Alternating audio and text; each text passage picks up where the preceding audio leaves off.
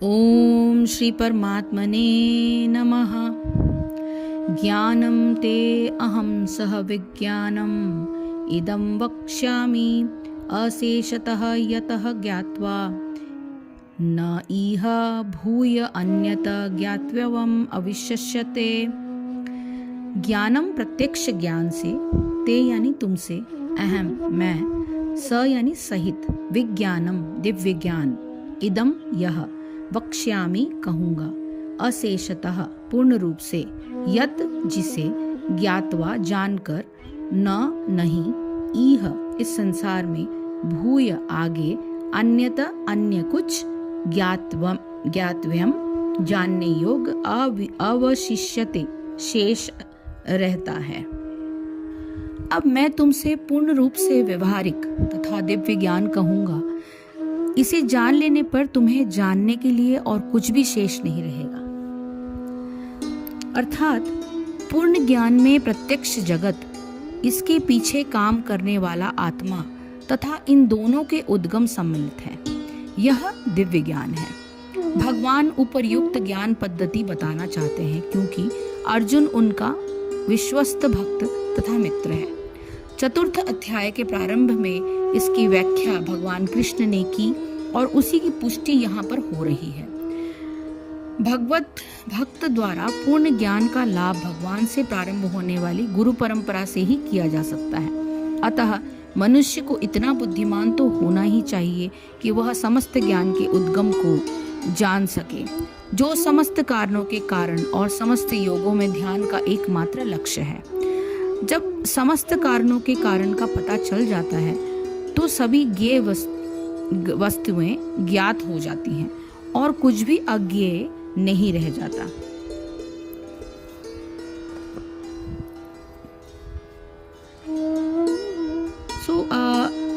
इस दूसरा श्लोक जो है उसी के बारे में है कि जो हमने पहले श्लोक के साथ ही एक्सप्रेस किया था कि भगवान में अनन्य प्रेम होना चाहिए, भक्ति परायण होना चाहिए, योग युक्त होना चाहिए। उसी का जो विवरण हमने इसके पहले के श्लोक में बताया था वो दूसरे श्लोक का विवरण है। यानी ज्ञान विज्ञान सहित भगवत तत्व को जानने का अधिकारी कौन है, उसके विषय में भगवान ने बताया। अब हम आते तीसरे श्लोक में। तीसरा श्लोक, मनुष्याणां सहस्रेषु कश्चित् ददति सिद्धये यततामपि सिद्धानां कश्चिन्मां वेत्ति तत्वतः। मनुष्यों में से सहस्रेषु हजारों, कश्चित कोई एक, यतति प्रयत्न करता है, सिद्धये सिद्धि के लिए, यतताम इस प्रकार प्रयत्न करने वाले, अपि निस्संदेह सिद्धानाम सिद्ध लोगों में से, कश्चित कोई एक, माम मुझको, वेत्ति जानता है, तत्वतः वास्तव में। कई हजार मनुष्यों में से कोई एक सिद्धि के लिए प्रयत्नशील होता है और इस तरह सिद्धि प्राप्त करने वालों में से विरला ही कोई एक मुझे वास्तव में जान पाता है। अर्थात मनुष्य की विभिन्न कोटियां हैं और हजारों मनुष्य में से शायद विरला मनुष्य ही यह जानने में रुचि रखता है कि आत्मा क्या है, शरीर क्या है और परम सत्य क्या है। सामान्यतः मानव आहार, निद्रा, भय तथा मैथुन जैसी पशु प्रवृत्तियों में लगा रहता है और मुश्किल से कोई एक दिव्य ज्ञान में रुचि रखता है। गीता के प्रथम 6 अध्याय उन लोगों के लिए है जिनकी रुचि दिव्य ज्ञान में, आत्मा परमात्मा तथा ज्ञान योग, ध्यान योग द्वारा अनुभूति की क्रिया में तथा पदार्थ से आत्मा के पार्थक्य को जानने में है।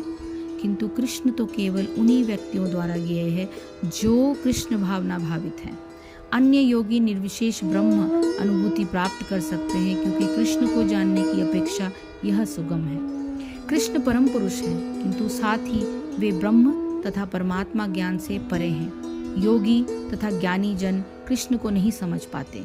यद्यपि महानतम निर्विशेषवादी मायावादी शंकराचार्य ने अपने गीता भाष्य में स्वीकार किया है कि भगवान कृष्ण हैं, किंतु उनके अनुयायी इसे स्वीकार नहीं करते क्योंकि भले ही किसी को निर्विशेष ब्रह्म की दिव्य अनुभूति क्यों न हो, कृष्ण को जान पाना अत्यंत कठिन है। कृष्ण भगवान समस्त कारणों के कारण है। आदि पुरुष गोविंद है।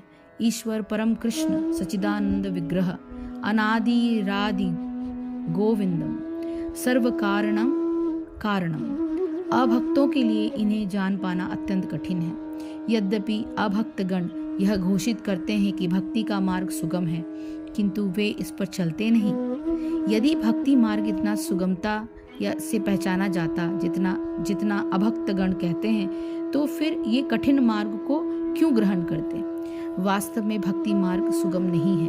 भक्ति के ज्ञान से ही हीन अनाधिकारी लोगों द्वारा ग्रहण किया जाने वाला तथाकथित भक्ति मार्ग भले ही सुगम हो, किंतु जब विधि विधानों के अनुसार दृढ़ता पूर्वक इसका अभ्यास किया जाता है तो मीमांसक तथा दार्शनिक इस मार्ग से च्युत हो जाते हैं। श्रील रूप गोस्वामी जी भी अपने इसमें लिखते हैं कि श्रुति स्मृति पुराणादि पंचरात्र विधि बिना एकांतिकी हरे भक्ति रूत पाताएव कल्पते।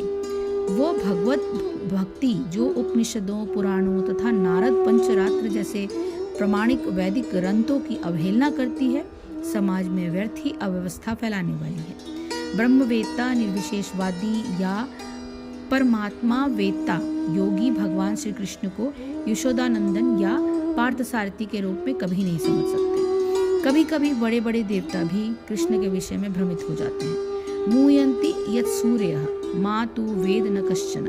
भगवान कहते हैं कि कोई भी मुझे उस रूप में तत्वतः नहीं जानता जैसा मैं हूँ, और यदि कोई जानता है स महात्मा दुर्लभम, तो ऐसा महात्मा विरला ही होता है। अतः भगवान की भक्ति किए बिना कोई भगवान को तत्वतः नहीं जान पाता, भले ही वो महान विद्वान या दार्शनिक क्यों न हो। केवल शुद्ध भक्ति ही कृष्ण के अचिंत्य गुणों को सब कारणों के कारण रूप में उनकी सर्वशक्तिमत्ता तथा ऐश्वर्य, उनकी संपत्ति, यश, बल, सौंदर्य, ज्ञान तथा वैराग्य के विषय में कुछ जान सकता है, क्योंकि कृष्ण अपने भक्तों पर दयालु होते हैं। ब्रह्म साक्षात्कार की ये पराकाष्ठा है और केवल भक्तगण ही उन्हें तत्वतः जान सकते हैं। अतएव भक्ति सामृत सिंधु में कहा गया है कि अतः श्री कृष्णामादि न भवेद ग्राह्यमिंद्रिये सेवोन्मुखे ही जिहृदौ स्वमेव स्फूर्तयदः।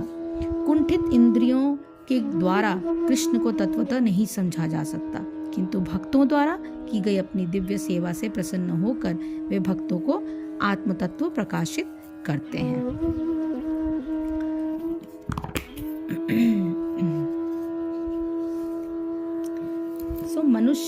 मनुष्य के ये तीसरा श्लोक जो है, हजारों मनुष्य में से कोई मनुष्य मेरी प्राप्ति के बिना प्रयत्न करता है और यत्न करने वाले योगियों में भी कोई ही पुरुष मेरे परायण हुआ मेरे को तत्व से जानता है। भगवत तत्व जानने वालों की दुर्लभता है। अधिकांश मनुष्य की चेतना में यह मान्यता दृढ़ रूप से स्थिर रहती है कि कदाचित जिसे बहुत से लोग ठीक समझते हैं वही ठीक होता है।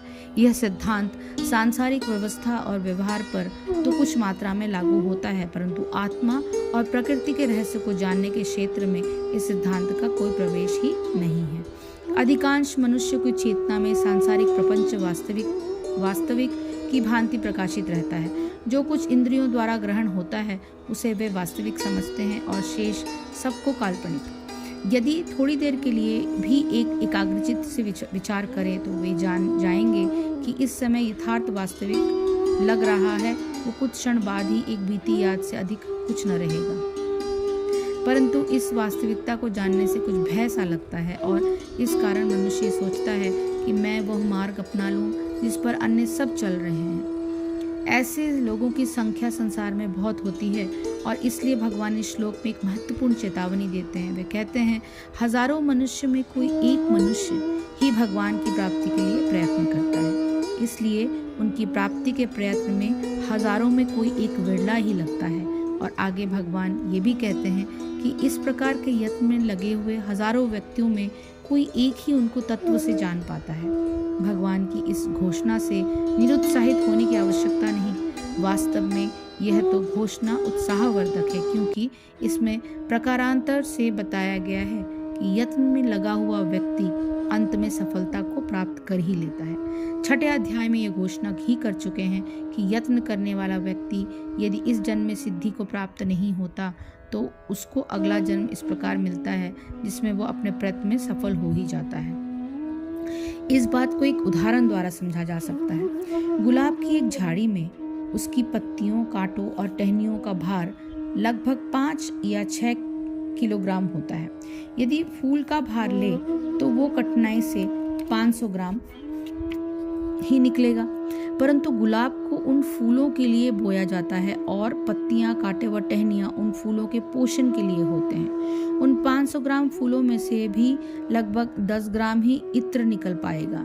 यद्यपि प्राप्त करने वाले योग्य फूल व इत्र ही है, परंतु पत्तियां, कांटे और टहनियां भी अति आवश्यक वस्तुएं हैं। उन्हीं से फूलों का जीवन है। इसी प्रकार भगवत प्रेम की प्राप्ति ही जीवन की सुगंध है, पर मात्रा की दृष्टि से वह अन्य व्यक्तियों वह पदार्थों की तुलना में न्यून अवश्य है। अब भगवान पहले अपनी अपरा और परा प्रकृतियों का स्वरूप बताते हुए आगे के श्लोकों का वर्णन करेंगे। हरिओम तत्सत, हरिओम तत्सत, हरिओम तत्सत। जय श्री कृष्ण, जय गुरुदेव।